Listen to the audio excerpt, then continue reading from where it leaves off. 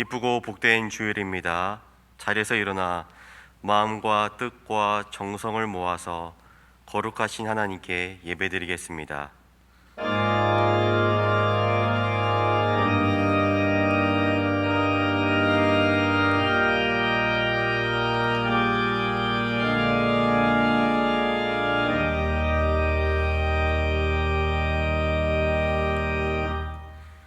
주의 성도들아, 여호와를 찬송하며 그의 거룩함을 기억하며 감사하라.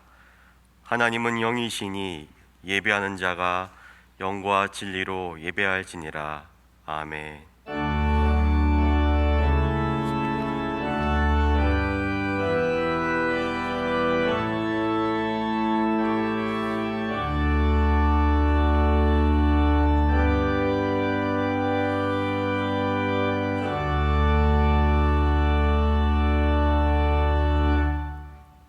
영원히 찬송과 영광과 존귀를 받으시기에 합당하신 우리 주 하나님 아버지, 주님께서 우리에게 베풀어 주신 그 모든 은총을 기억하면서 이 시간 주님께 감사와 영광을 돌리나이다. 죄와 사망에서 우리를 건지신 주 예수 그리스도의 구속의 은혜를 길이길이 찬양하옵고, 오늘도 우리를 부르시며 새롭게 하시는 성령의 교통하심을 인하여 주님께 감사를 드리나이다. 성부, 성자, 성령께 세세 무궁토록 영광을 돌릴지어다. 아멘.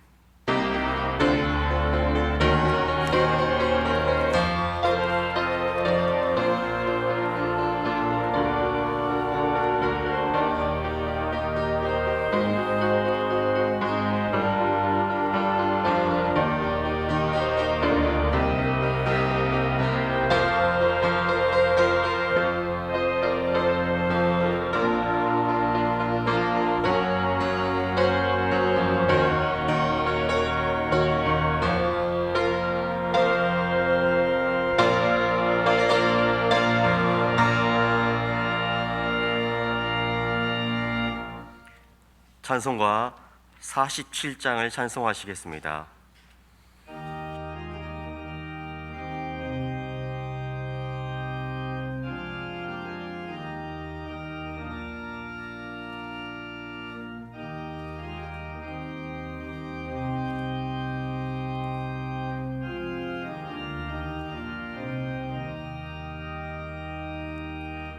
하늘이 푸르고 드높이 맑은 날, 찬란한 아침이 열리며 밝았네. 주 앞에 나아가 그 이름 부르면 지은 죄 많아도 용서해 주시리. 주 말씀 들으며 가슴을 여는 날, 기쁨의 파도가 밀려와 닿았네. 피곤한 몸과 마음 편안히 쉬는 날, 성전에 나와서 주 찬양하리라. 걱정과 근심이 없어진 좋은 날, 새로운 희망이 솟구쳐 오르네. 생명의 양식을 땅에서 맛보면 하늘의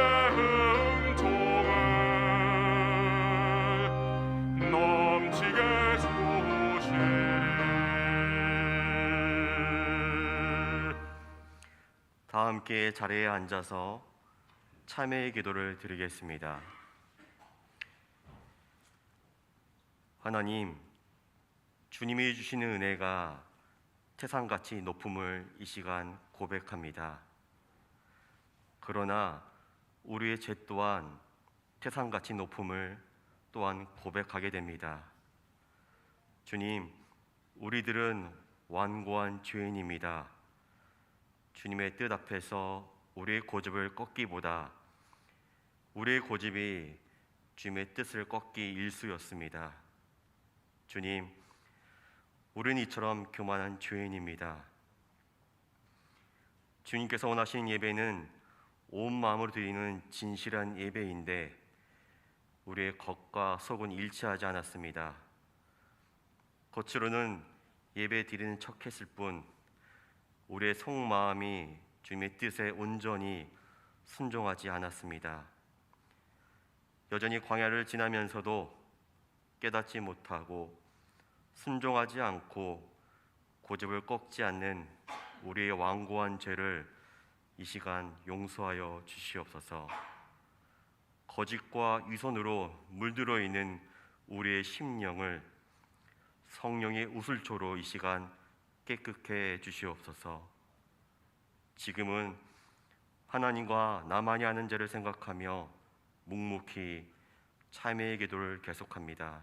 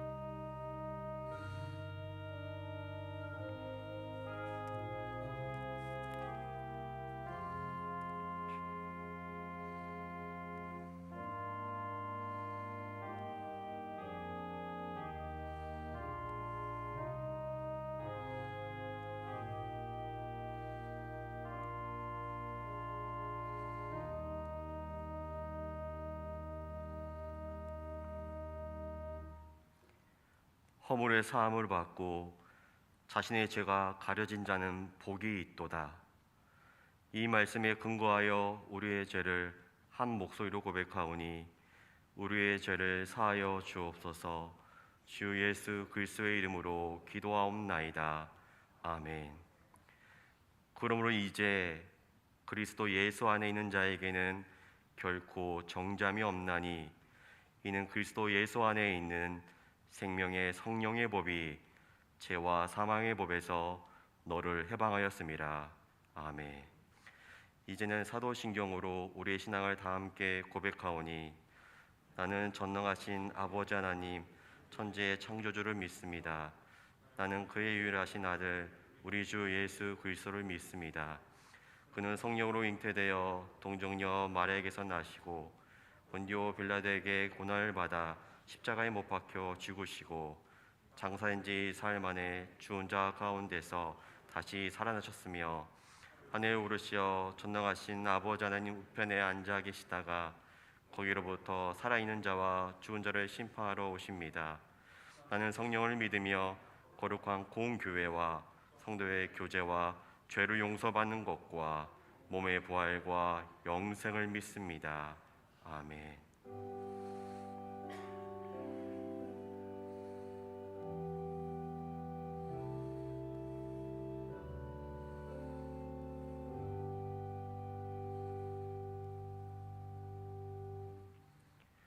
성시 교독은 교독문 58번 시편 133편 말씀입니다. 교독문 58번입니다.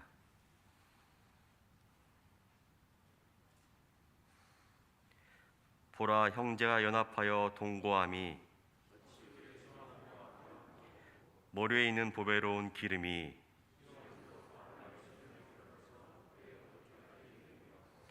헐몬의 이슬이 시온의 산들에 내린 같도다.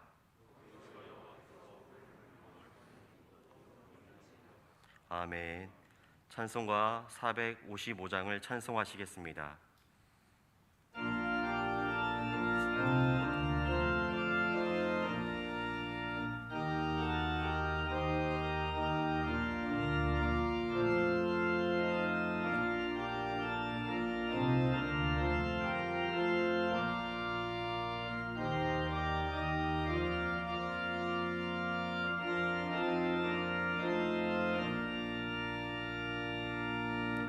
주님의 마음을 본받는 자, 그 맘에 평강이 찾아오면 험악한 세상을 이기리니 하늘로부터 임함이로다.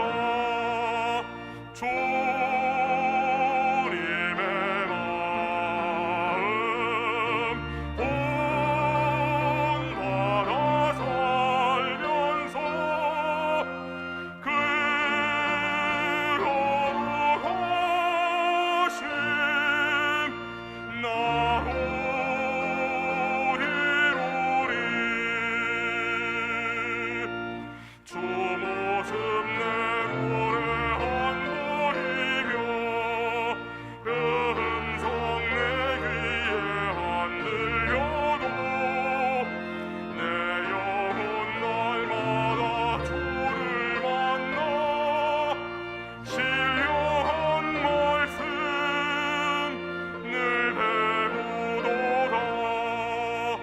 주님의 마음 본받아 살면서 그 거룩하심 나도 이루리. 가는 길 거칠고 험하여도 내 맘에 불평이 없어짐은 십자가로 나를 이겨내신 주님의 마음 본받음이라. 주님의 마음 본받아 살면서 그 거룩하심 나도 이루리.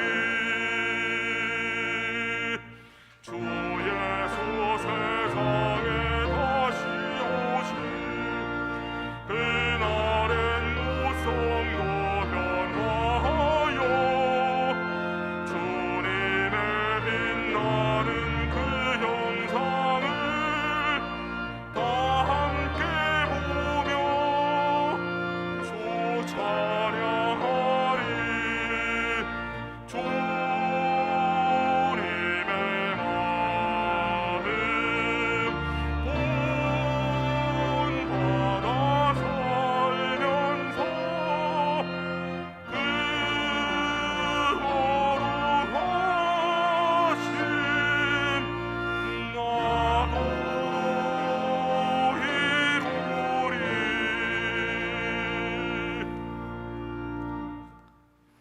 사랑과 은혜가 충만하신 아버지 하나님, 언제나 우리와 함께 하시고 삶을 붙잡아 주시며 복된 주일을 맞아 하나님을 예배하는 이 자리로 저희 발걸음을 인도하여 주심에 참으로 감사를 드립니다. 비록 온 성도가 다 함께 성전에 모여 예배 드리지는 못하지만 우리의 몸이 성전에 있든지 가정에 있든지 어느 곳에 있든지 온 마음과 정성을 다하여 주님께 영광 올려드리는 이 예배가 되게 하옵소서. 이 시간 우리의 몸과 마음과 영혼을 주님의 보혈로 정결케 하시고 성령으로 충만케 하셔서 영과 진리로 주님 앞에 나아가는, 주님께만 집중하는 복된 이 시간 다 되게 하옵소서.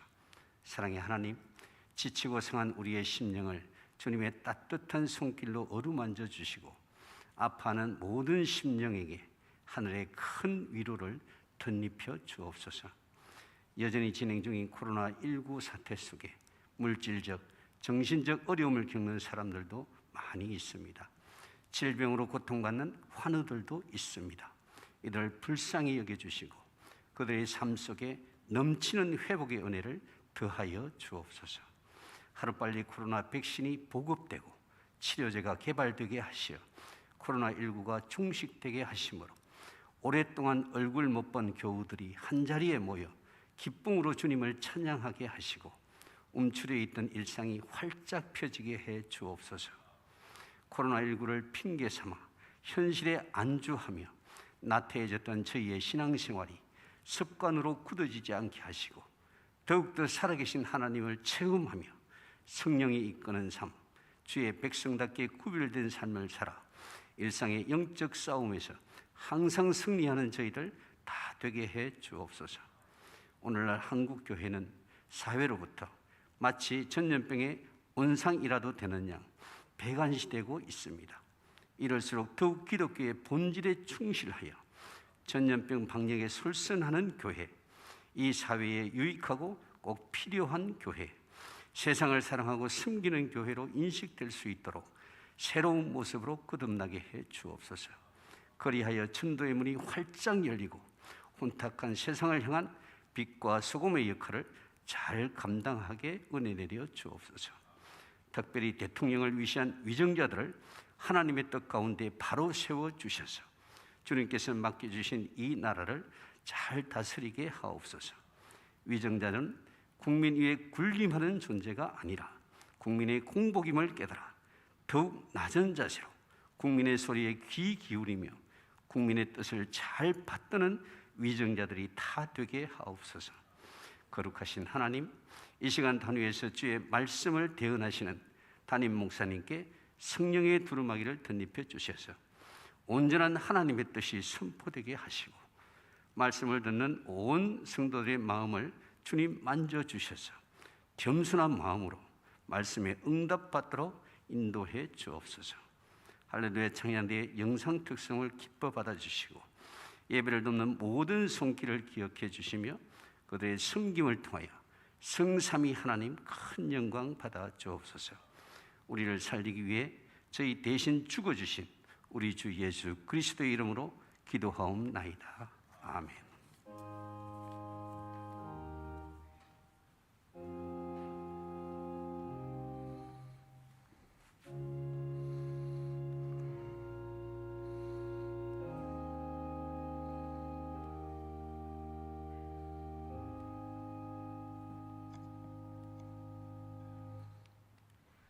오늘 하나님께서 우리에게 주시는 말씀은 창세기 1장 24절에서 31절까지 말씀입니다.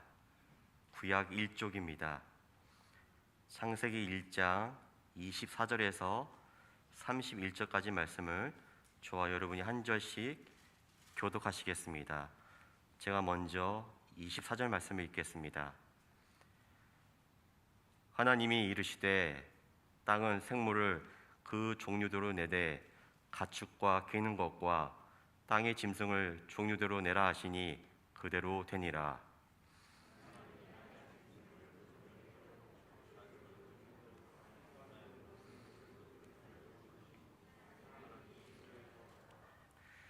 하나님이 이르시되 우리의 형상을 따라 우리의 모양대로 우리가 사람을 만들고 그들로 바다의 물고기와 하늘의 새와 가축과 온 땅과 땅에 기는 모든 것을 다스리게 하자 하시고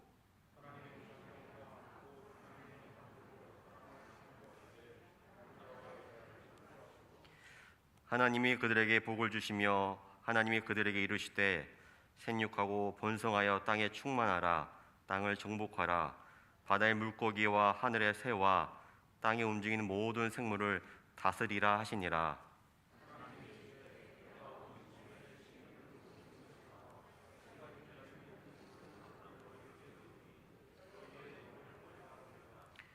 또 땅의 모든 짐승과 하늘의 모든 새와 생명이 있어 땅에 기는 모든 것에게는 내가 모든 푸른 풀을 먹을 거리로 주노라 하시니 그대로 되니라.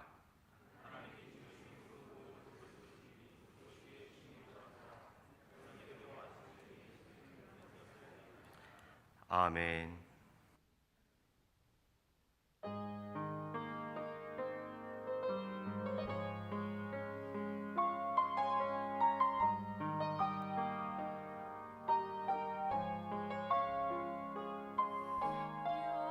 여호와는 나의 목자시니 내가 부족함 없도다. 푸른 초장에 누이시며 나를 쉴만한 물가로 오 주께서 인도하네. 내가 음침한 골짜기라도 두려워하지 않으면 주께서 나와 함께 하시며 나를 안위해 주시네. 오 주께서 인도하네. 그 손길로 인도하네. 따스한 손길로 인도해. 언제든지 어디서나 편치 않고 사랑해. 그 손길로 인도하네. 따스한 손길로 인도해. 두려움 없고 실패 없네. 주의 사랑 나의 사랑.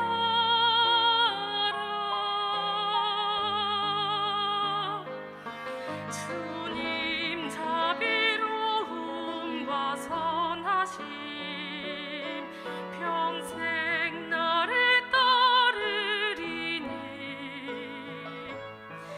내가 여호와 집에 가리 영원히 주 찬양해. 오 주께서 인도하네. 그 손길로 인도하네. 따스한 손길로 인도해. 언제든지 어디서나 편치 않고 사랑해. 그 손길로 인도하네. 따스한 손길로 인도해. 두려움 없고 실패 없네. 주의 사랑 나의 사랑.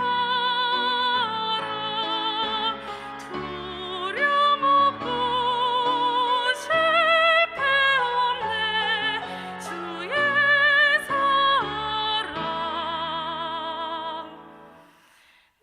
나의 사랑.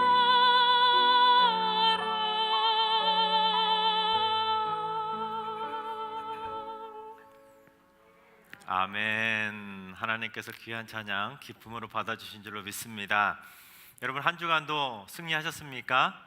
우리 찬양의 고백처럼 새롭게 시작되는 한 주간도 주님의 따스한 손길 안에 붙잡힌 바 되셔서 날마다 때마다 주 안에서 승리하는 행복한 한 주가 되시기를 주님의 이름으로 축원합니다. 여러분 하나님께서 천지를 며칠 동안 창조하셨지요? 너무 쉬운 질문인가요? 네, 6일 동안 하나님께서 천지를 창조하시고 마지막 7일째 되는 날 안식하셨지요. 첫째 날 빛이 있으라 그때부터 시작해서 쭉 5일 동안 창조하시고 이제 오늘 본문에 나오는 내용이 바로 6일째 창조의 이야기가 기록되어 있습니다. 6일째는 땅 위에 많은 가축들과 동물들을 짐승들을 창조하시고 맨 마지막에 인간을 만드심으로써 6일 동안의 창조 사역을 끝내시는 내용이 바로 오늘 본문의 기록입니다. 그런데 화가들은 천지 창조를 그림으로 그릴 때 며칠째 모습을 주로 그릴까요? 바로 오늘 본문에 나와 있는 6일째 되는 이 이야기를 가지고 주로 그림을 그립니다. 왜냐하면 앞에 있었던 그런 날짜들의 그림을 그리려면 뭔가 하나씩 빠져있기 때문에 어색한 겁니다. 빛과 어둠, 혼돈과 공허, 아니면 해와 달과 별 이런 것들만 그리다 보니까 뭔가 빠진 것 같고 천지창조가 완성되지 않은 애매한 모습이기 때문에 천지창조를 그리는 화가들은 주로 이 여섯째 날의 모습을 그립니다. 그러면 어떻게 될까요? 그동안 만들으셨던 많은 피조물들이 있는 데다가 가축과 동물들 그리고 마지막 인간의 모습까지 다 그릴 수 있기 때문에 이 여섯째 날을 주로 화가들은 천지창조로 그림을 그리게 됩니다. 그래서 천지창조를 그리는 많은 화가들의 작품이 있는데 그 중에 한 작품을 소개하려고 합니다. 17세기 플랑드르의 화가인 얀 브레엘 이세라는 화가가 그린 그림인데 그림 한번 보시겠습니다. 이 그림인데 바로 오늘 본문에 나와 있는 그 장면을 담아내고 있습니다. 하나님께서 여러 짐승과 가축들을 만드시는 내용인데 화가는 하나님을 이처럼 사람의 모습으로 그림을 그리고 있는 걸 보게 됩니다. 그래서 손가락으로 딱 가리키면서 원숭이도 만드시고 사자도 만드시고 백마도 만드시고 가축인 소도 만드시면서 이처럼 다양한 가축과 짐승들 뒤에 나오는 수많은 많은 풀과 나무와 꽃과 나비 새들까지도 하나님께서 이처럼 아름답게 창조해 주셨다는 겁니다. 그렇다면 인간은 어디 있을까요? 얼핏 보면 놓칠 수 있는데 가운데 보면 인간을 창조한 내용이 담겨져 있는데 확대해 보면 이렇습니다. 어떤 내용인 것 같습니까? 잠을 자고 있는 아담의 옆구리에서 여인인 하와를 끄집어내는 장면으로 그리고 있습니다. 당시 화가들의 사람들의 머릿속의 인식에는 아담의 갈빗대로 하와를 만들었다는 모습을 이런 식으로 생각을 했다는 것이죠. 그런데 만약에 여러분 앞에 이처럼 아름다운 모습이 6일째 창조를 완성하신 모습이 여러분 눈앞에 딱 펼쳐져 있다면 여러분 어떠실 것 같습니까? 참 아름답고 평화로운 모습 아니겠습니까? 그래서 하나님께서도 이 모습을 보시고 뭐라고 하셨냐면 우리 31절을 봉독해 보겠습니다. 하나님이 지으신 그 모든 것을 보시니 보시기에 심히 좋았더라. 저녁이 되고 아침이 되니 이는 여섯째 날이니라. 아멘. 그렇습니다. 6일째 되는 날 그동안 창조한 모든 피조물에 더해서 짐승과 가축 그리고 사람까지 더해진 이 창조의 모습을 쭉 보시니까 보시기에 심히 좋았다는 겁니다. 너무너무 아름다웠다는 것이죠. 여러분 어떤 국립공원에 가서 경치 좋은 모습을 보면 어떻습니까? 가슴이 벅찰 정도로 막 좋지 않습니까? 너무 아름다운 모습을 보면 이야 하고 감탄이 나오지 않습니까? 마찬가지로 하나님께서 이 세상의 피조물들을 그처럼 심히 보기에 좋을 정도로 아름답게 창조해 주셨다는 겁니다. 그런데 천지창조 이야기를 쭉 살펴보면 인간을 만드신 방법하고 다른 피조물을 만드신 방법하고는 그 방법이 확연히 다르다는 것을 알 수 있습니다. 예를 들어 다른 피조물들은 어떻게 창조하셨습니까? 빛이 있으라.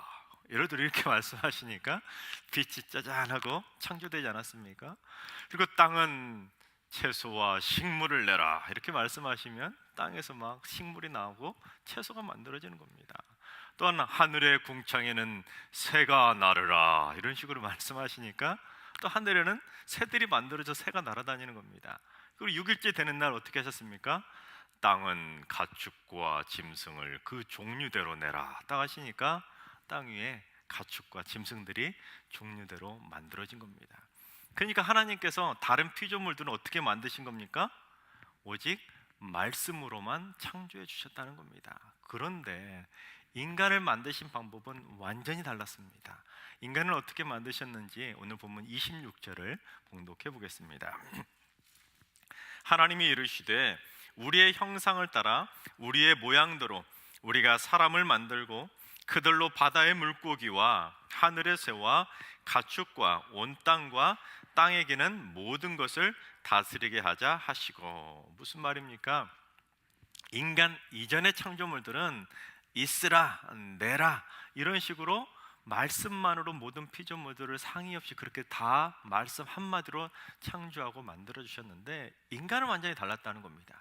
인간을 만드실 때는 우리, 여기서 우리라는 것은 성부, 성자, 성령 삼위일체 하나님을 의미하는데, 이 삼위일체 하나님께서 어떻게 하셨습니까? 우리의 형상을 따라 우리의 모양대로 우리가 사람을 만들자. 이 말은 상의하셨다는 겁니다. 삼위일체 하나님께서 상의하실 정도로 심사숙고하시면서 인간만큼은 다른 피조물과 달리 어때요? 정말로 하나님께서 하나님의 자녀들처럼 손수 빚으시면서 손수 만들어 주셨다는 겁니다. 하나님의 손수 작품, 그게 바로 우리 인간들의 모습이라는 겁니다. 그런데 성경은 분명히 하나님의 형상을 따라 하나님의 모양대로 그렇게 인간들을 만드셨다라고 말씀하고 있는데, 이게 바로 다른 피조물들과 구별되는 인간만이 가지고 있는 최고의 구별된 특징이라는 겁니다. 자, 그런데 성경이 그처럼 하나님의 형상을 따라 하나님의 모양대로 인간을 창조하셨다는 의미가 무엇일까요? 이것이 하나님의 형상, 하나님의 외모와 인간의 외모가 똑같다는 걸 의미하는 것은 아니라는 겁니다. 근데 고대인들은 신의 이미지하고 신의 외모나 외형하고 인간의 외모가 비슷하다, 그렇게 생각했습니다. 그래서 고대의 벽화나 아니면 작품들, 그림들, 조각들을 보시면 대부분 신을 어떻게 표현했습니까? 인간의 모습하고 동일하게 표현을 했습니다. 고대 그리스 로마 신화를 보더라도 거기에 나오는 수많은 신들의 모습이 어때요? 대부분은 다 사람의 모습을 하고 있는 걸 보게 됩니다. 그만큼 사람들의 신의 이미지를 사람의 이미지와 그렇게 동일시했다는 겁니다. 조금 전에 보여드렸던 그 그림 다시 한번 보실까요? 그림에도 하나님을 화가가 어떻게 표현했다고 했습니까? 이처럼 사람의 모습으로 표현을 했다는 겁니다. 이 그림이 17세기 그림인데 17세기 당시 사람들의 머릿속에 있는 이미지도 하나님의 이미지는 사람의 모습과 닮았다, 그렇게 생각을 했다는 겁니다. 하지만 오늘날도 그렇다는 거예요. 오늘날 헐리우드 영화들을 보면 신의 캐릭터들이 어떤 모습으로 주로 많이 나옵니까? 사람의 모습으로 나오는 것을 심심치 않게 볼 수가 있습니다. 아직까지도 사람들의 머릿속에는 신의 이미지를 인간의 이미지와 동일시하는 경향이 있다는 겁니다. 그런데 오늘 성경이 말하고 있는 하나님의 형상을 따라 하나님의 모양대로 인간을 창조했다는 것은 그처럼 인간의 외모하고 하나님의 외모가 동일하다, 그런 의미가 아니라는 겁니다. 요한복음 4장 24절에서 주는 여호와는 영이신이라고 주님께서 말씀하신 것처럼 하나님은 영이시라는 겁니다. 하나님은 영이시기 때문에 인간처럼 형체가 없으신 영적인 존재인 겁니다. 그런데 어떻게 형체를 가지고 있는 유형의 존재인 인간하고 형체가 없으신 무형의 존재이신 하나님하고 동일할 수가 있겠습니까? 외모가 같을 수는 결코 없다는 겁니다.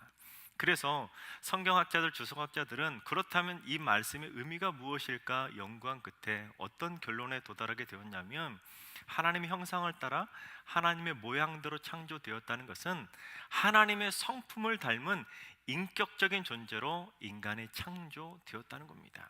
또한 하나님의 형상을 따라 모양대로, 형상과 모양 비슷한 단어를 거듭 사용하는 것은 강조를 의미하지 않습니까? 마찬가지로 다른 피조물과 달리 인간만큼은 하나님의 형상과 모양대로 창조된 존귀한 존재라는 걸 강조하기 위해서 하나님의 형상을 따라 하나님의 모양대로 그렇게 창조되었다고 거듭 강조하고 있다는 것입니다. 그렇습니다. 그처럼 인간은 하나님의 성품을 닮은 인격적인 존재로 귀하게 창조되었습니다. 그렇다면 인간이 어떻게 살아가야 될까요? 바로 우리들의 성품을 통해서 우리 안에 계신 하나님을 보여줄 수 있어야 된다는 겁니다. 내가 살아가는 방식을 통해서, 내가 하는 말과 성품과 행동을 통해서 하나님의 성품이 이런 것이구나, 그걸 보여줄 수 있어야 된다는 겁니다. 그래야 그 모습을 보시고 하나님께서 보시기에 심히 좋았노라, 그렇게 칭찬하신다라는 겁니다. 그런데 하나님의 인격적인 존재로, 하나님의 형상을 닮은 존재로 창조된 인간들이 그게 아니라 반대로 오히려 사탄 마귀의 형상을 닮은 것처럼 악한 성품을 뿜어져내는 사람들이 의외로 많이 있다는 겁니다. 툭하면 욕을 하고, 툭하면 화를 내고, 툭하면 분노하고, 툭하면 짜증내고, 그처럼 하나님의 성품이 아닌 전혀 다른 사탄 마귀의 성품과 같은 그런 악한 행동과 악한 성품을 뿜어져내는 사람들이 있다는 겁니다. 그렇다면 그런 모습을 보고도 하나님께서 내 모습이 보기에 좋았노라, 그렇게 칭찬하실까요? 절대로 그럴 리가 없지요. 사람들도 누군가 그렇게 화를 내고 욕하고 짜증내고 분노하면 사람들도 그 모습을 보고 싫어하는데, 하물며 하나님께서 그 모습을 보시고 보기에 좋았나라고 칭찬하시겠습니까? 절대로 그럴 일은 없다라는 겁니다. 그런데 하나님께서 인간들을 하나님의 성품을 닮은 그 귀하고 귀한 존재로 창조해 주셨건만, 오늘날 이 세상을 살아가는 많은 사람들을 보면 두 부류로 나눠지는 것 같습니다. 진짜로 하나님의 성품을 보여주는 그런 착하고 선한 모습으로 살아가는 사람들이 있는가 하면, 저와 반대로 사탄 마귀의 성품을 보여주기라도 하는 양 악한 성품을 뿜어져내는 그런 사람들이 있다는 겁니다. 하나님께서 사랑하신 여러분 제발 악한 마귀, 사탄 마귀와 같은 그런 악한 성품을 보여주지 마시고 하나님의 아름다운 성품을 보여줄 수 있는 하나님의 선한 그리스도인들이 다 되시기를 주님의 이름으로 축원합니다. 그렇습니다. 나를 통해서 내 안에 계신 하나님을 보여줄 수 있어야 되는 겁니다. 하나님처럼 내가 사랑의 모습을 계속 보여주고, 하나님처럼 내가 많은 사람들을 용서하는 모습을 보여주고, 내가 하나님처럼 많은 사람들을 더 이해해주고 더 긍휼과 자비의 모습을 보여준다면, 그 모습을 통해서 하나님의 선하신 성품을 보여주는 진짜 하나님의 피조물이 되는 것입니다. 바라옵게는 우리 승리교회 모든 성도님들이 그렇게 사셨으면 좋겠습니다. 여러분들의 성품을 통해서 하나님을 보여줄 수 있는 하나님의 통로가 될 수 있게 되기를 주님의 이름으로 축원합니다. 저는 그래서 어떻게 하면 조금 더 하나님의 성품을 잘 보여주는 선한 그리스도인으로 살 수 있을까, 그걸 묵상하다가 두 단어를 주목하게 되었습니다. 오늘 본문에 나오는 두 단어, 형상과 모양이라는 단어에 주목합니다. 자, 먼저 이 형상이라는 단어를 살펴보겠습니다. 형상이라고 번역된 히브리어 단어는 젤렘이라는 단어인데, 그늘지다라는 단어에서 온 그림자라는 뜻이 있습니다. 그러니까 여러분, 어떤 물체의 그림자를 보면 이 원형인 실체의 모습을 어느 정도 가늠할 수 있지 않습니까? 그렇죠? 마찬가지라는 겁니다. 하나님의 형상과 모양을 가늠할 수 있도록 그림자처럼 창조되고 만들어진 존재, 그게 바로 누구라고요? 인간이라는 겁니다. 그러니까 인간의 모습을 보고 인간의 성품을 보면 누구를 가늠할 수 있다는 거예요? 하나님을 가늠할 수 있다는 겁니다. 왜요? 우리는 하나님의 그림자이기 때문이라는 겁니다. 그래서 내가 이 세상을 살아가는 아름다운 성품과 내 행동과 습관과 우리의 말을 통해서 하나님이 살아계심을 보여줄 수 있는 하나님의 그림자다운 삶을 살아가야 되는 겁니다. 그러면 사람들이 그 모습을 보고는, 아하, 하나님의 성품이 바로 저런 모습이구나, 하나님이 저렇게 하시겠구나, 그 모습을 우리가 보여줄 수 있어야 되는 겁니다. 그게 바로 하나님의 그림자답게 살아가는 선한 그리스도인의 모습이라는 것입니다. 그런데 그게 아니라 마치 작정이라도 한 듯이 진노하시는 하나님, 분노하시는 하나님, 질투하시는 하나님, 그걸 작정이라도 한 듯이 보여주려고 하는 것처럼 사람들 앞에서 그렇게 진노하고 분노하고 질투하고 화를 내는 모습들을 보여줄 때가 있다는 겁니다. 여러분, 자녀들이 가끔 부모를 흉내낼 때가 있지 않습니까? 그런데 자녀들이 부모의 아름다운 모습, 좋은 모습을 흉내내면 부모의 마음이 어때요? 흡족합니다. 우리 자녀들이 엄마 아빠를 잘 닮고 있구나. 흡족하지만 이 자녀들이 갑자기 부모 앞에서 부모를 흉내낸다고 짜증내는 모습, 분노하는 모습, 불평하는 모습, 무슨 욕하는 모습, 이런 모습을 보여준다면 그 자녀를 바라보는 부모의 마음이 기쁠까요? 전혀 기쁨이 없습니다. 마찬가지라는 거예요. 우리가 그런 모습을 보여준다면, 우리가 그런 악한 성품을 뿜어져 나가게 그렇게 행동을 한다면, 저 하늘에 계신 하나님께서 그 모습을 보고 결코 보기에 심히 좋았노라고 칭찬할 수가 없다는 것입니다. 따라서 우리는 하나님의 아름답고 선한 성품을 보여주기 위해서 날마다 노력해야 되는 겁니다. 내 안에 있는 악한 영들은 다 버리고 악한 성품들은 다 뽑아내고 온전히 하나님의 선한 성품으로만 살아갈 수 있는 선한 그림자로 살아가야 된다는 사실입니다. 다음으로 두 번째 단어, 모양이라는 단어를 보겠습니다. 이 모양이라고 할 때 히브리어로 때무트라는 단어인데, 이 때무트라는 단어는 어떤 단어에서 왔냐면 담다라는 뜻의 따마라는 단어에서 왔습니다. 그러니까 어떤 물질 어때요? 담다라는 뜻이 바로 이 모양이라는 단어 속에 들어가 있다는 겁니다. 그러니까 그림자라는 의미하고 담다라는 의미를 합해 본다면 어떤 거에 뭐가 되는 겁니까? 인간이라는 존재는 하나님을 그림자처럼 정말로 꼭 닮게 그렇게 창조된 존재라는 것을 의미한다는 겁니다. 그러니까 많은 세상의 피조물들 중에 오직 유일하게 누구만 하나님과 닮은 겁니까? 인간들만 하나님과 꼭 닮게 그림자처럼 창조가 되었다는 겁니다.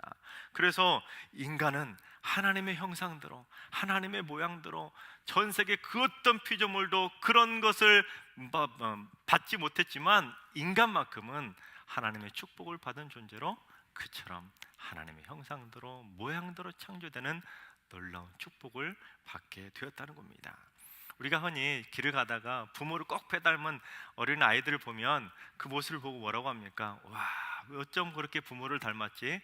부모 복사판이구만, 이렇게 말하지 않습니까? 마찬가지로 그 말을 들으면 부모는 기쁜 거예요. 왜요? 자녀가 나를 닮았다는데 왜 안 기쁘겠습니까? 마찬가지로 우리의 모습이 하나님 아버지를 닮은 모습을 보여주면 하나님 아버지께서도 당연히 기뻐하시는 겁니다. 그 모습을 보시고 심히 좋아하실 수밖에 없는 겁니다. 그처럼 하나님이 기뻐하실 만큼 귀하고 귀한 존재로 하나님께서 심사숙고해서 상의하고 상의해서 직접 만들어주신 존재, 그게 바로 여러분 인간의 모습이라는 겁니다. 그래서 셰익스피어는 햄릿 2막 2장에서 사람에 대해 이렇게 노래합니다. 인간은 얼마나 위대한 걸작품인가, 그의 이성은 얼마나 고결한 것인가, 그의 능력은 얼마나 무한한가, 그의 형상과 동작은 얼마나 생기 있고 아름다운가, 그의 행동은 천사와도 같고 그의 이해력은 하나님을 닮았도다. 세상의 온갖 아름다움을 다 지니고 모든 동물의 모범인 인간이여 그 경탄스러운 존재여. 그렇습니다. 인간이라는 존재는 하나님의 형상과 모양을 따라 창조된 걸작품 중에 걸작품, 그게 바로 누구라고요? 인간이라는 겁니다. 따라서 우리가 어떻게 살아야 되겠습니까? 하나님의 걸작품답게 살아가야 된다는 겁니다. 그런데 걸작품들이 하나님의 성품을 보여주지 못하고 악한 사탄마귀의 성품을 보여준다면 그게 어떻게 하나님의 보시기에 좋은 걸작품이라 할 수 있겠습니까?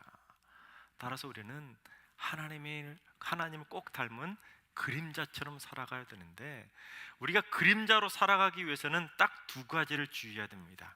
이 두 가지는 꼭 생각해 봐야 될 문제인데, 첫 번째, 그림자는 절대로 실체가 될 수 없다라는 겁니다.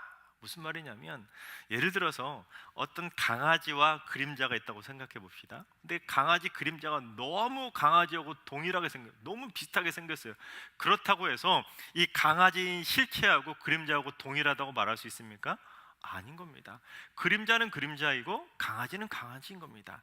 마찬가지로 인간은 하나님의 형상과 모양대로 지음받은 그림자일 뿐, 인간은 결코 하나님 실체가 될 수 없다라는 겁니다.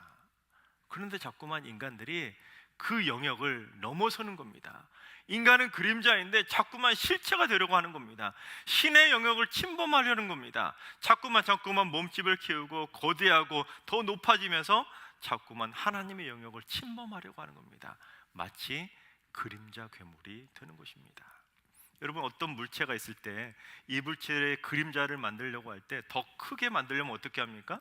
빛을 이 물체와 가까이 하고 이 물체보다 빛을 밑으로 내리면 이 물체의 그림자는 훨씬 더 몇 배는 더 커지게 됩니다. 마찬가지로 그렇게 그림자 놀이를 하고 있는 그림자 괴물들이 이 세상에 많다는 겁니다. 하나님에게 우리가 인간은 다가가야 될 존재인데 오히려 하나님을 와라가라 할 정도로 하나님을 부리는 존재인 것처럼, 심지어 하나님을 자기 밑에다 두려고 하는 그러한 거대한 그림자 괴물들이 있다는 겁니다. 그래서 그림자 괴물이 되어가지고 사람들의 인격도 파괴하고 사람들을 괴롭히고 사람들에게 폭력을 가하고 사람들의 인격을 말살시킬 정도로 그렇게 폭력을 행사하는 사람들이 우리 주위에 많이 있다는 겁니다. 그런데 여러분, 정말로 안타까운 것은 우리 주위에 그러한 그림자 괴물들이 의외로 많이 있다는 겁니다. 여러분, 그림자가 뭐예요? 실체를 드러나지 않는 걸 그림자라고도 하지 않습니까? 실체가 드러나지 않는 그림자처럼 겉으로는 진짜 그림자 괴물인데 자기의 정체를 드러내지 않는 거예요. 그러고는 사람들에게 폭력을 가하고 사람들에게 위해를 가하고 사람들을 위해서 군림하면서 그곳을, 그 공동체를 통제하려는 그림자 괴물들이 의외로 많이 있다는 겁니다. 어디에 있을까요? 우리 가정 안에도 있는 사람들이 있습니다.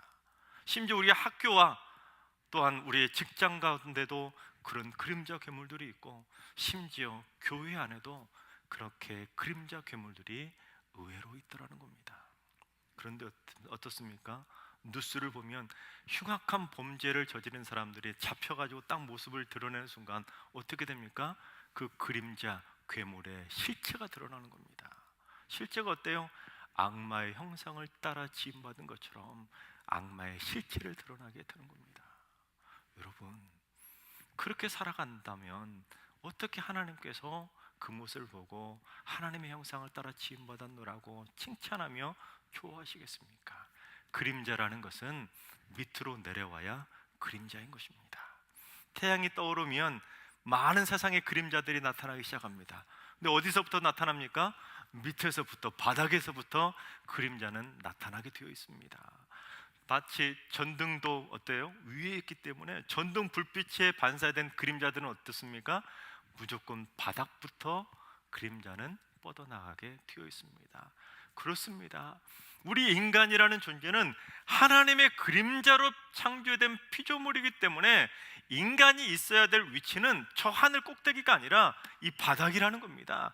인간의 위치는 이 바닥이라는 거예요. 그게 인간의 지켜야 될 본연의 위치라는 겁니다. 그래야 하나님의 형상을 따라 지음받은 그림자라는 거예요.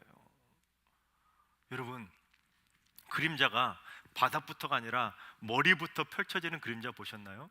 그렇게는 될 수가 없습니다. 아무리 거대한 산 그림자도 밑에부터 그림자는 뻗어나가게 되어 있습니다. 아무리 거대한 뭉게구린 그림자도 저 하늘에 위치하지 않고 이 바닥에 그 그림자는 펼쳐지게 되어 있습니다. 또한 아무리 높은 빌딩의 그림자도 어때요? 저 빌딩 꼭대기부터 그림자가 뻗어지나요? 아닙니다. 반드시 바닥부터 뻗어지게 되어 있습니다. 그런데 만약에 100층짜리 빌딩의 그림자가 나는 100층의 빌딩의 그림자니까 나는 100층부터 그림자를 뻗을 거야 한다고 해서 100층부터 뻗어지나요? 안 됩니다. 반드시 그림자는 1층 바닥까지 내려와야 그림자가 제대로 뻗어질 수 있다는 겁니다. 마찬가지예요. 인간도 그처럼 바닥으로 내려와서 하나님의 형상을 보여주는 그림자로 살아가야 되는데 자꾸만 교만한 인간들이 그림자 괴물이 되어서 자꾸만 한 층 한 층 올라가는 거예요.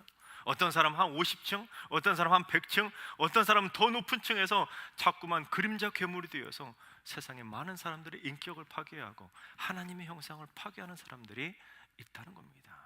그러면 그 모습을 보시고 어떻게 하나님께서 보시기에 좋았노라고 말씀하겠습니까?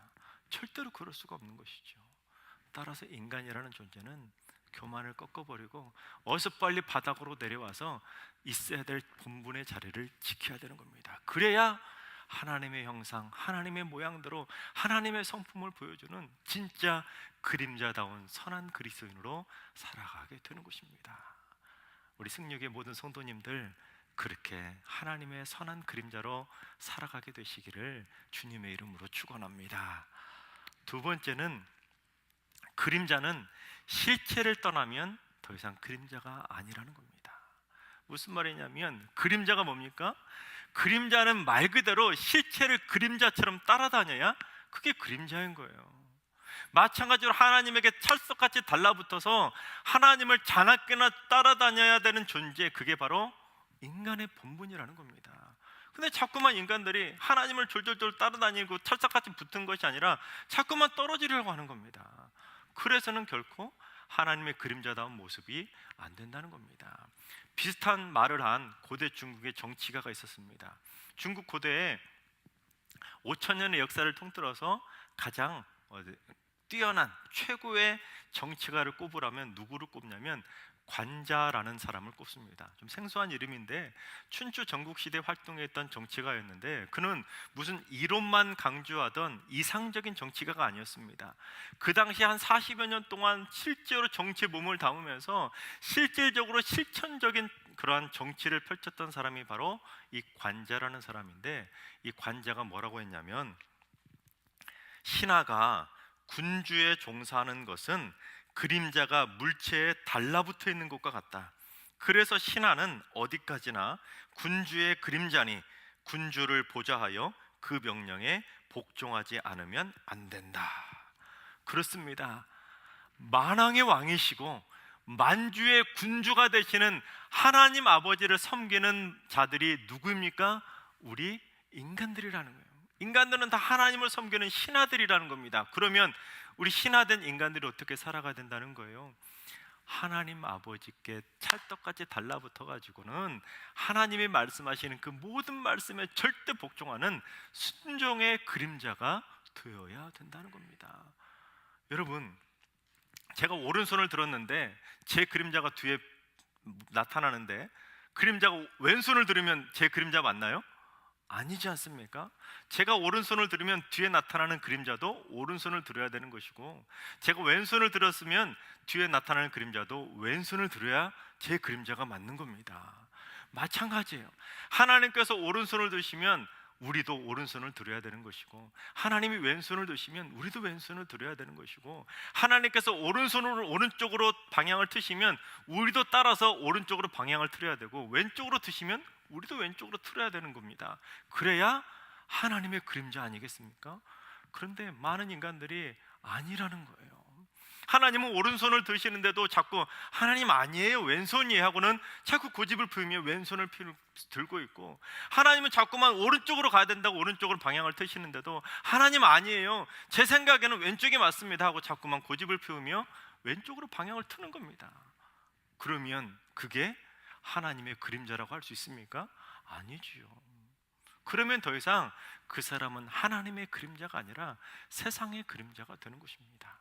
그때부터는 돈의 그림자로 살아가고, 그때부터는 권력과 명예의 그림자로 살아가고, 말 그대로 그림자처럼 허무하고 허무한 우울한 그림자 인생으로 전락하게 되는 겁니다. 하나님의 그림자로 살아가야 날마다 행복하고 하나님의 뜻대로 순종하며 하나님의 선한 영향력을 미치는 행복한 그리스도인의 삶을 살아갈 수 있는데, 하나님으로부터 떨어지고 하나님의 말씀에 순종하지 않는 순간, 그때부터는 그의 인생은 헛되고 헛된 인생이 되는 것입니다. 여러분, 그림자를 한자로 허상이라고 하지 않습니까? 마찬가지예요. 우리가 하나님을 떠나 살면 허상처럼 사는 인생이 되는 겁니다. 헛개비 같은 인생이 되는 거예요. 하나님의 형상을 보여주는 인생이 아니라 헛개비처럼 허무하고 헛된 삶을 살아가는 그러한 그림자 괴물로 살아갈 수밖에 없다는 겁니다. 그처럼 허무한 그림자 인생을 살아갔던 그림자 괴물이 있었습니다. 30대 젊은 나이에 미국 백악관에 입성해가지고 닉슨 대통령의 특별 법률 고문이 된 찰스 콜슨이라는 사람입니다. 이 30대에 이 백악관에 입성한 이 사람의 권력이 얼마나 막강했냐면 백악관에 이 대통령 집무실 바로 옆방이 그 사람의 집무실이 될 정도로 백악관에서 그야말로 막강 권력을 휘두르던 최고의 실세 중의 실세, 그가 바로 찰스 콜슨입니다. 그러다 보니까 여러분 30대에 그 정도 권력을 가지면 어떻게 될까요? 어깨에 힘이 들어가기 시작하는 겁니다. 조금 더 커지려고, 조금 더 높아지려고, 더 많은 권력을 누리기 위해서 점점 더 거대한 그림자 괴물로 변질되어 버렸다는 겁니다.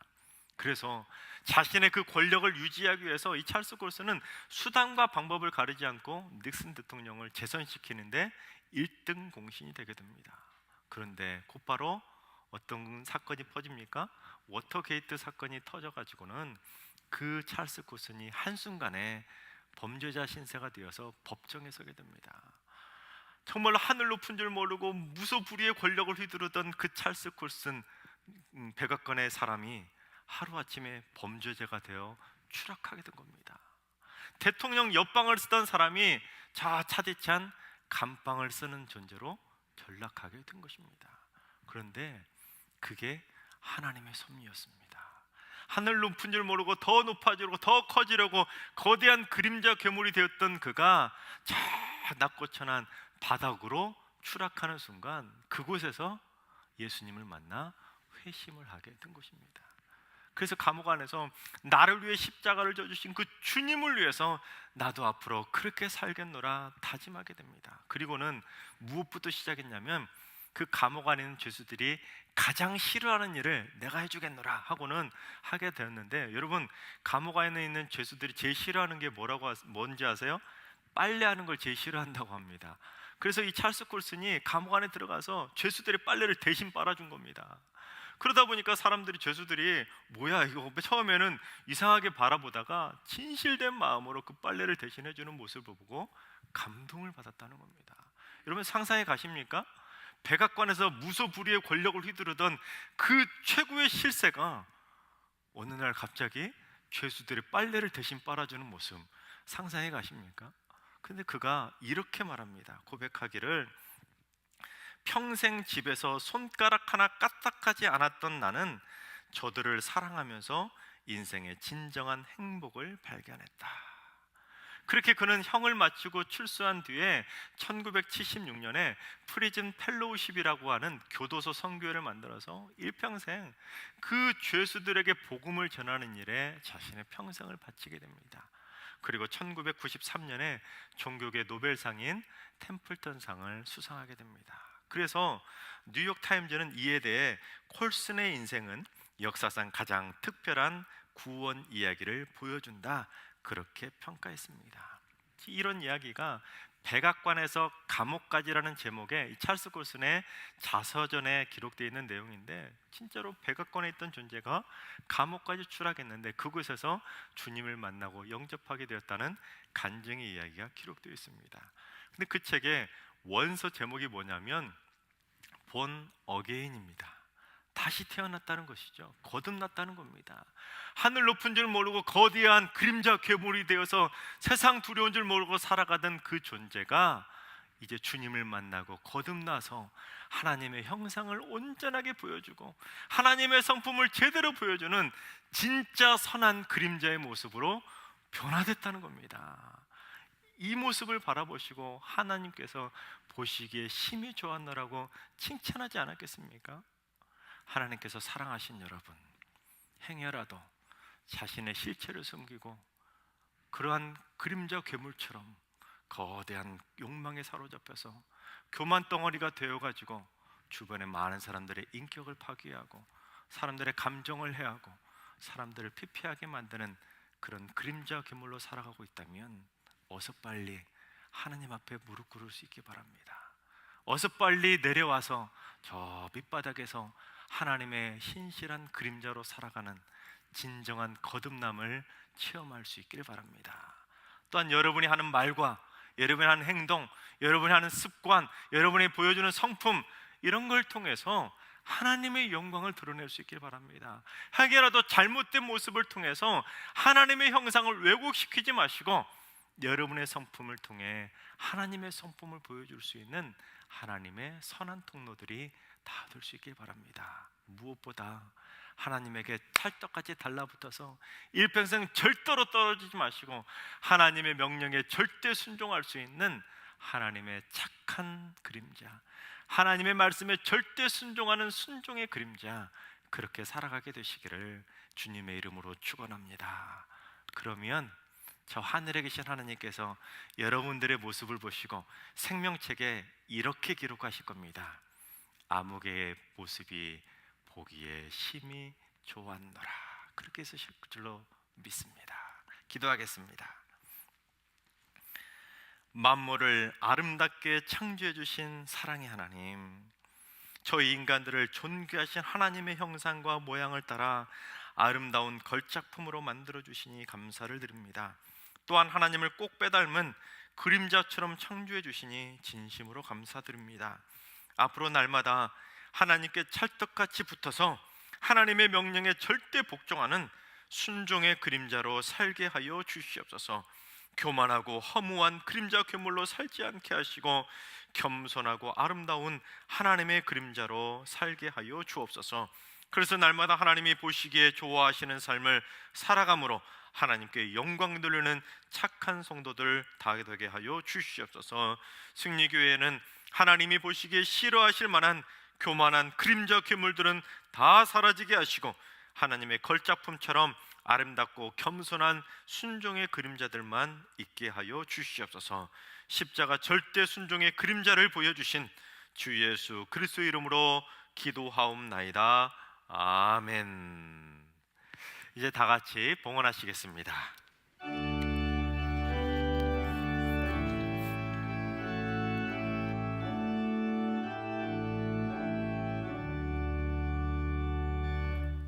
내게 있는 모든 것을 주를 위해 드리네. 주의 성령 충만하게 내게 내려 주소서. 주께 드리네. 주께 드리네. 사랑하는 구주 앞에 모두 드리네.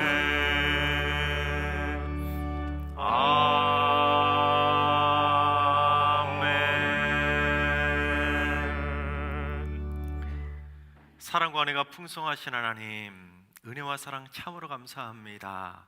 저희들을 하나님의 형상과 모양을 따라 존귀하고 존귀한 걸작품으로 빚어주시니 감사를 드립니다. 또한 빚어주신 연약한 인간들을 자나깨나 졸지도 않으시고 주무시도 않으시고 저희들을 늘 언제나 보살펴 주시니 참으로 감사합니다. 지난 한 주간도 보살펴 주신 그 은혜에 감사하며 하나님께 귀한 예물을 드리오니 이 예물 기쁨으로 받아 주시옵소서. 11조로 감사 예물로 이 모양 저 모양 다양한 예물로 하나님께 감사의 제물을 드리오니 이 예물 기쁨으로 받아주시고 허투루 쓰이지 아니하고 하나님의 영광을 위하여 아름답게 사용되게 하여 주시옵소서. 드린 가정마다 천국의 오급백과가 끊어지지 아니하도록 인도하여 주시고 들어와도 복을 받고 나가도 복을 받는 하나님의 놀라운 복을 받아 누리게 하여 주시옵소서. 이 모든 간구 주 예수 그리스도 이름으로 봉헌 기도 드리옵나이다. 아멘.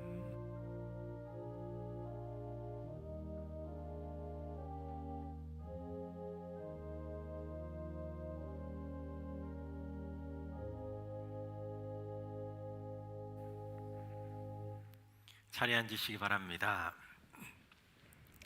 광고 드리겠습니다. 청년부 온라인 겨울 수련회가 이번 주 토요일과 주일에 있습니다. 승리교회 청년분들은 꼭 이 수련회에 참석하셔서 올해도 기도와 말씀으로 승리하는 한 해가 될 수 있기를 바랍니다. 성경교리대학과 사역훈련생, 제자훈련생 모집 광고를 보시고 이번에도 꼭 많이 신청하셔서 코로나 시대에 더욱더 말씀으로 성장하고 말씀으로 승리할 수 있는 행복한 한 해가 되시기를 주님의 이름으로 축원합니다. 결혼하는 가정이 있습니다. 252순 김종열 성도님과 최랑숙 권사님의 자녀인 김서연 양과 안민우 군의 결혼 예식이 2월 7일에 있습니다. 결혼한 가정에 하나님의 은혜가 넘쳐나는 행복한 가정이 되기를 주님의 이름으로 축원합니다. 슬픔 당한 가정이 있습니다. 231순 이문철 집사님과 고미애 권사님의 부친이신 고 이상봉 집사님, 423순 오학용 집사님, 양인 권사님 부친 되시는 고 오종출 성도님 별세하셨습니다. 슬픔 당한 가정에 하나님의 위로가 함께 하시기를 바랍니다. 이제 다 같이 일어나셔서 앞뒤 좌우에 계신 분들과 인사 나누겠습니다. 하나님의 형상을 회복합시다. 날마다 저희를 눈동자처럼 지켜주시고 날마다 보시기에 힘이 좋았노라고 칭찬해 주시는 그 하나님의 은혜가 성도님들과 함께 아멘. 이제 파송과 축복의 찬송을 부르시겠습니다.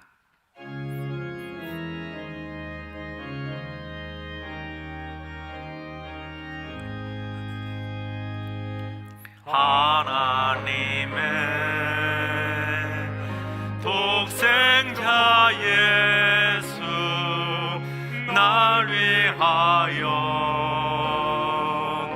오시었네.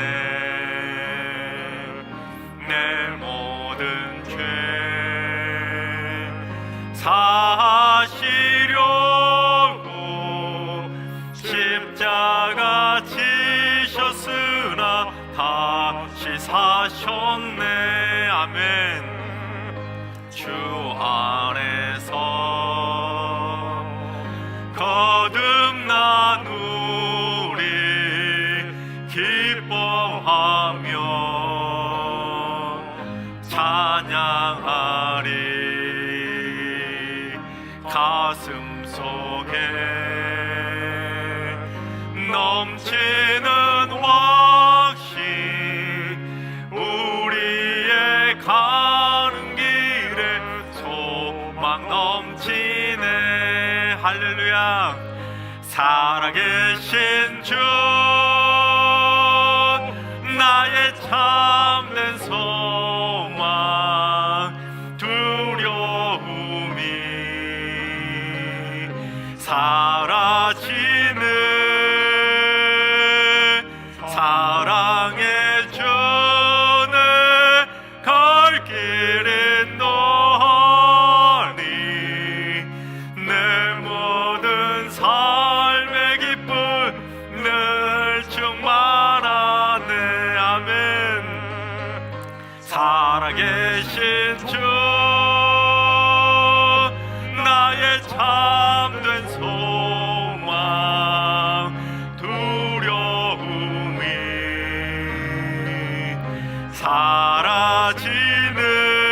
사라지는 사랑의 주는 갈 길은 너니 내 모든 삶의 기쁨 늘 충만하네. 아멘. 이제는 우리 주 예수 그리스도의 은혜와 하나님 아버지의 만극하신 사랑하심과 성령님의 교통하심과 역사하심이 하나님의 형상과 모양을 온전히 회복하여 하나님의 겸손하고 선한 그림자로 살기로 다짐하는 머리 숙인 모든 성도들과 가정과 일터와 자녀손들 앞나리 위에 그리고 승리교회와 이민족과 선교지 위에 이제로부터 영원까지 항상 함께 하시기를 간절히 축원하옵나이다. 아멘.